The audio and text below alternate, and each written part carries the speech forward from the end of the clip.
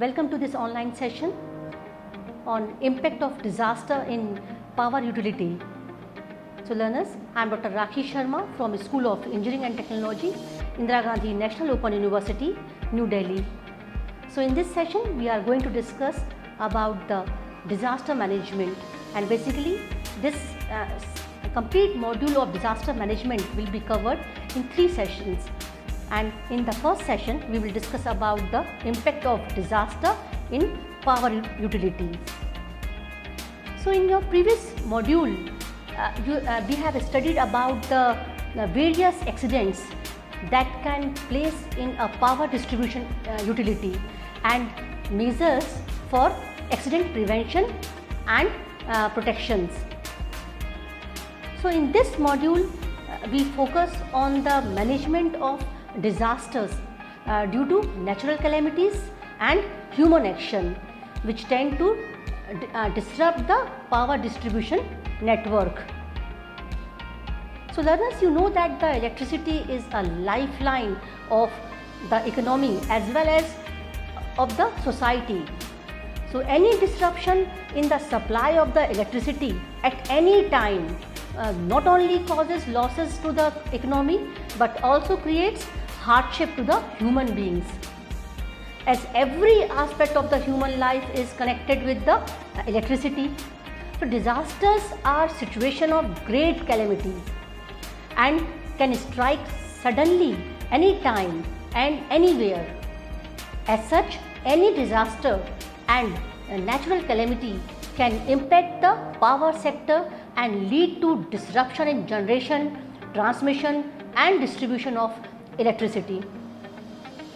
So therefore, disaster management needs special attention, and it is extremely important for all power utilities to have a disaster management plan. So a well-designed plan can help the utilities to restore the power supply in the affected areas in the shortest possible time. So learners, in this module we discuss various types of disasters, their impact on the power sector and the measures that should be taken for the disaster preparedness. So let us discuss about the disaster due to natural calamities. So you know that disaster, what is this disaster? This is a Greek term. The meaning is bad star. This is a natural and or man-made event which brings a sudden great misfortune and disruption in the normal life, including that of the power supply. So it negatively affects life, property, livelihood or industry, or often resulting in permanent challenges to human societies, ecosystems and environment. So we begin by understanding the impact of various types of disaster on power system. What are the various types of disaster? So disaster in power sector can occur due to the natural calamities as well as human act. So what are these? These are earthquakes, floods, the storms, then cyclones, droughts, and the terrorist threats, attack and sabotage, bomb threats and bomb explosion, the strikes, the major equipment failure. So these are some natural calamities and some are the human act, which can cause emergency kind of situation in a power utility. So first of all, we will discuss the climate related natural events.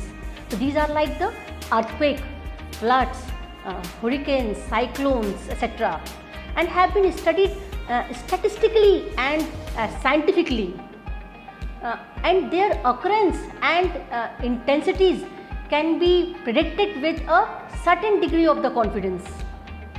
However, there is no certainty that these events would not exceed the predicted value based on the past history and cause disaster.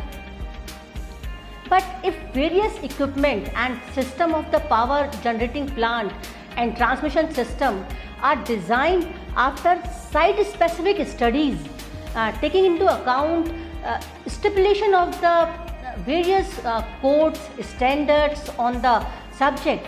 The damage to the plants and equipment can be greatly minimized. That means we should study these disasters, and on the basis of the various data, some analysis can be done, and on the basis of that, the equipments are designed by keeping the proper safety factor of safety in consideration. So now we discuss each of these type of disaster and their impact on the power system. So in this module, in the section, we focus on the natural calamities, and we also highlight the pre-disaster preparedness and post-disaster activities that should be undertaken by the power utilities for managing disasters. So first, natural calamities is earthquakes. So earthquakes are one of the most dangerous and destructive forms of natural hazard, and they strike suddenly with little warning. They may occur at any time of the day or any time of day of the year. So what are the impact of earthquakes? So earthquakes can devastate the entire city or region or hundreds of square kilometers. Earthquake give rise to a series of violent motion in a ground. So since the power distribution network spreads over the entire area with conductors running on metallic structures, it is most prone to effects of the earthquake. So moreover, sensitive equipment gets activated when shaken by an earthquake and immediately interrupts the power supply from the power grid. So fire is the another concern immediately following an earthquake, because of what? Because of severed electrical lines. Now other natural calamity is cyclones. So what is this cyclone? The cyclones destructive work is done by the high wind, then flood producing rains and associated storms, surges. So the cyclonic storm dominates the ocean surface and lower atmosphere over tens of thousands of kilometers, and devastating floods from extremely heavy rainfall often accompany tropical cyclones. So cyclone is a tropical storm in which the winds reach a speed of more than 120 km per hour and blow in a large spiral around a relatively calm center, which is called eye. So what is the impact of cyclones? Cyclone can lead to tremendous loss of life, because these are the very high wind which move in a circular in a spiral motion. So these very high pressure area are created by them. So these can lead to a tremendous loss of life, property and infrastructure, particularly in vulnerable to human settlements. So the impact of the cyclones on the power utility is immediate interruption of supply from the power grid due to network disruption by cyclonic winds. So fire is the another concern immediately following the cyclone because of severed electrical lines. The same manner, just as in the case of the earthquake, the fire can be there. So these cyclones are devastating. Then floods. The floods caused by overflowing river result from heavy rains or from melting of winter snow or both. So what are the impacts of the floods? The floods are natural hazards that are not in and of themselves a disaster, but they can transform vulnerable situations into a disaster. The vulnerability of a human settlement is determined by its exposure to the flooding. So the primary effects are power failure, electrocution and the short circuit due to the waterlogging in flooded areas as well as around the substation grid. So now we summarize the impact of natural calamities on power utilities. So here I am showing you one table which is summarizing this. The calamity is like natural calamities are earthquake. So the primary impact is what? Structural collapse and collision, injury and death. What is the secondary impact? Secondary impact can be the landslides, fires, tsunamis, floods, power failure because of the earthquake. Then the cyclone or storm. So the primary impact is what? Destruction of the human settlements, death and injuries by drowning, structural collapses, flying objects, because these are the very high wind, more than the 120 km per hour. Then what are the secondary impact? Secondary impact can be the mudslides. Then the power failure as natural because of if this is of high amount of the wind speed is there, then in that case there will be the secondary impact also. Then the flood, this is one of the natural calamities. Then this may cause drowning. Then flooded farmlands will be there because of the flood, washing away of irrigation systems. Then change in the course of rivers or stream. The secondary impact of the flood can be because of these primary impact. There will be the secondary impact. This can be the mudslides, epidemics, power failure, short circuits, electrocution. So these are the impacts of the natural calamities on the power distribution utilities. So now what are the disaster preparedness measures? So learners, a trigger mechanism must be established by a power utility to initiate the action for mitigation of disaster as soon as the information is received about any calamity which is likely to occur or has occurred. So in every utility, an illustrative checklist of who has to do what should be prepared by each organization for each of its section in case of emergency. So the rescue operation for any disaster has to start right from the warning received from the intelligence, meteorological organizations or any other state or central agency. So the rescue operation should concentrate on life safety as the prime objective, and followed by attending to the injured and stopping the disaster from spreading further. So the utilities should undertake some measures, some general disaster preparedness measures. What are these? So they should undertake, that means they should developing a disaster preparedness plan to sequence the activities and responsibilities of each department. So every utility should have this complete plan of the disaster preparedness, and every department should have certain responsibilities that need to be listed out. Then training for first aid and trauma and maintaining the stock of medical supplies. So the utility should be prepared for that. Then establishing emergency communication system as well as messages to the public regarding the matters of health, safety and security. Then reviewing the location of critical facilities such as hospitals, important buildings, communication installations and other structures. So every utility should undertake these general preparedness measures.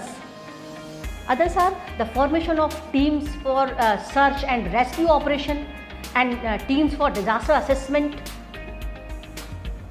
So the role of the utilities also includes creating the public awareness, preparedness, planning, economic mitigation, search and rescue activities, establishing the distribution network of relief, disaster assessment, structural surveys, and bringing the power distribution to normal service level.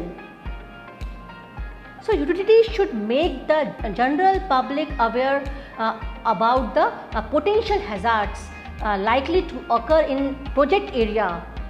Emphasis may be laid down on the some aspects. What are these aspects? The fixing permanent notice boards at all suitable places in the area, displaying information related to assisting agencies, important telephone numbers.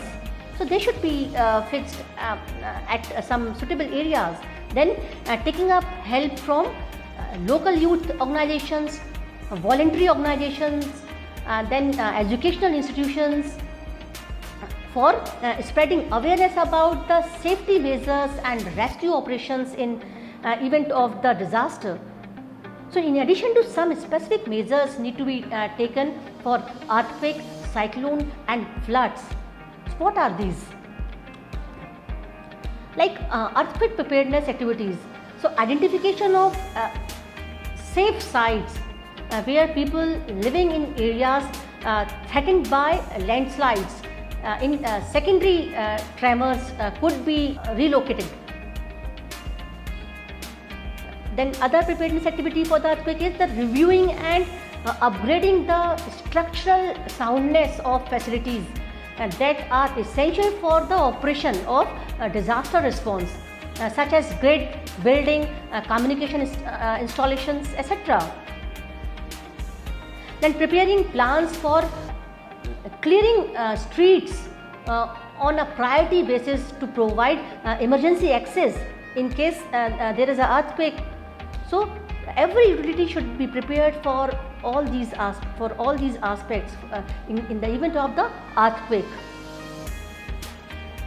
Then additional activities for the cyclone and flood preparedness. What are these? So developing early warning and evacuation procedures for the people under threat, and dewatering pumps and barrier walls in the cable trenches to prevent the water from entering the substation. So if we have the dewatering pump, that in that case these can be used and we can prevent the water entering the substation. So these barrier walls are also used for the same purpose. So up to some extent these can be mitigated. So we now present the post-disaster activities to be undertaken if any of these natural calamities occur in an area. So what are these? A number of lessons for post-disaster activities have been learned from experience. So the response should include activities outlined in the preparedness stage. So, but the initial emphasis during the post-disaster period should be on search and rescue of victims, because once a disaster occurs, it has already damaged the life and property. So, first of all, the search and rescue of victims, providing emergency medical assistance and relief of survivors. So an exercise has to be commenced in parallel to conduct damage and needs assessment and respond to the crisis. So the various activities in response to the disaster should include what are these various activities? So the evacuation of the affected people from the area, the provision of temporary lodging in case staff is left in the office, then provision of the short-term basis life amenities such as food and the water to the disaster affected people and stranded office staff. So exchange of information in terms of the event description, its severity and action plan. So what are the other post-disaster activities? The field and site surveys and damage assessment are required. The identification of resources needed and their deployment like what? Technical experts, human resources, equipment, spare parts and other material which may require for the early restoration of the power supply. Then re-establishing communication to quickly get information to the public about what they should do and where they can go for services. So making contact with the remote areas. So these are the various activities in response to the disaster. Then some others are providing construction related material for reconstruction of the damaged infrastructure once the disaster has already occurred. Then repair the reconstruction of lifelines, that is what, electrical services. The technical, material and financial assistance for the repair and reconstruction of offices and systems. The financial assistance to emergency operation teams to enable their participation in the recovery efforts, because everything needs the financial assistance. So emergency team should be prepared with this. Then the post-event investigation and analysis and strategy for the future, because this is also required. So specific post-disaster and emergency activities after the cyclone and floods, what are these? So these are specific are what? Dewatering. So one should have the dewatering pump. Then water purification facility should be there. Then epidemiological surveillance. What is this? It relates to the origin, nature, pathology and prevention of epidemic diseases which are caused by the disaster. So learners, in the next section we discuss the disaster stemming from the human action. Till now we have discussed the disaster due to the natural calamities like flood, cyclone, earthquake. So now we will see the various disasters which are caused by the human action. So terrorist attacks, bomb threats, bomb explosions and strikes are some of the disasters that have their origin in human acts.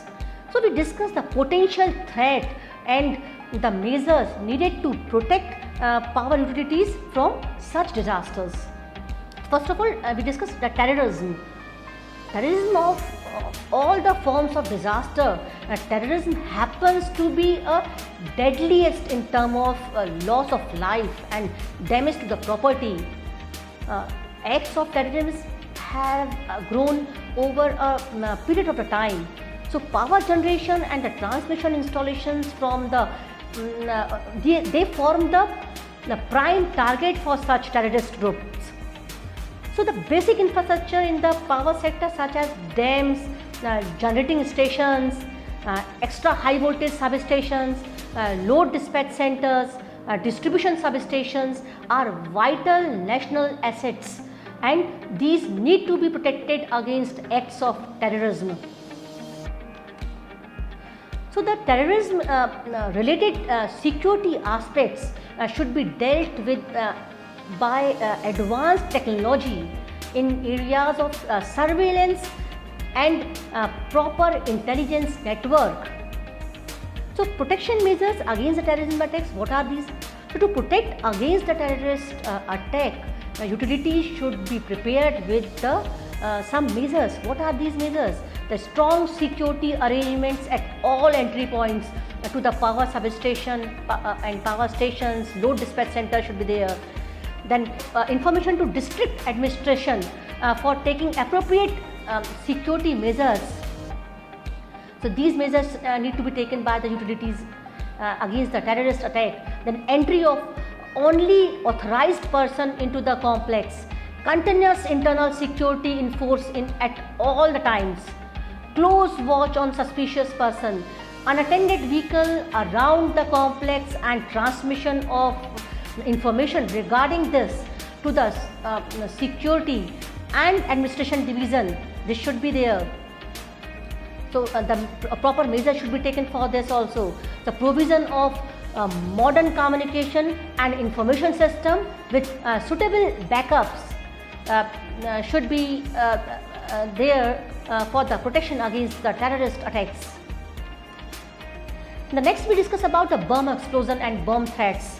So the bomb explosion in generating stations, substations, the load dispatch center can lead to the major emergency through a disruption in the power supply. So in the event of the bomb explosion or a bomb threat, special measures need to be adopted under the guidance of experts, because this is a very expert task. The bomb, if you would like to defuse the bomb, or if there is any threat of the bomb explosion is there, so the several steps can be taken to prevent emergency situations arising from the bomb explosions.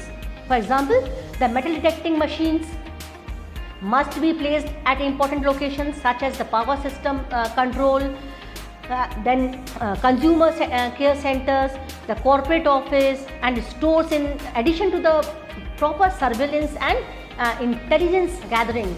So this in that case the metal detecting machine must be there. Then bomb threats, the basic steps to be carried out in event of the bomb threats. What are these? So a thorough search by the security and police agencies that are well versed in dealing with the such situation. So putting sandbags around the object if there is a bomb threat, in case the bomb is found or suspected, to reduce because these sandbags reduce the impact of damage in the event of the explosion. Then summoning the nearest police or army units trained in the bomb disposal. The transmission of information immediately to the security and administration is required in case there is a bomb threat. So now what are the security measures? The physical security of installation should include all possible measures to secure the entire premises. So what are these? So the security measures at the premises boundary, these are must. So fortifying the perimeter wall around the project area and making it as straight as possible around the premises. In that case the surveillance is easy, or it can be inspected properly by the security. So constructing a peripheral road both inside and outside the perimeter wall, maintaining clear zones of 3 meters on both sides. Why? To carry out mobile patrolling. Then other security measures at the premises boundary are like proper illumination of the perimeter wall and the provision of the portable flood lighting and emergency lighting, installing cameras and security alarms at important locations like grid stations and power system control to check the entry of the outsiders and unwanted elements. So security measures for the entry into premises are, what are these? Minimum number of entry gates should be there in the power utility. Then declaration of the premises as protected or prohibited place, and regulation of the entry to the premise and movement of the material to the proper passes should be there. The separation of all vital installation by fencing and entry of the employees to be allowed only through special passes. So these security measures are to be taken for the entry into the premises. So learners, apart from this, the villagers and the people living close to the grid substation, transmission lines and associated communication facilities in the remote areas should be taken into confidence about the need for protecting the power supply systems. It should be impressed upon them that their cooperation is crucial for protecting these installations from any harm from antisocial elements and harmful intentions, mischief. So let us discuss about the strike. This is also a human act which may cause a disaster.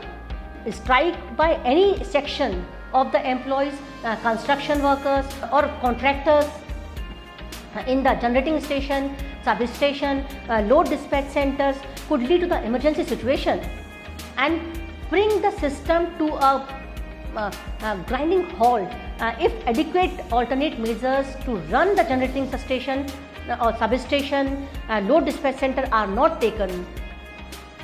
So it is easier to take precautions when a strike notice is given by the union.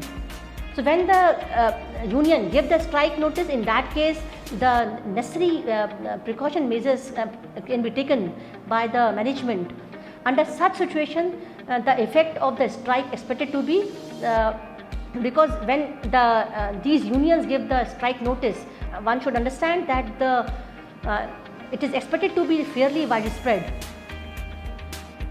So various decisions, actions to be taken in this phase are concerned departments and the various committees within the organization should be alerted immediately. The disturbance situations should be assessed with regard to the type of personnel, union involved. So what is the kind of the union? So it need to be see. Then whether the situation is likely to spread and status of the corrective action or negotiation initiated.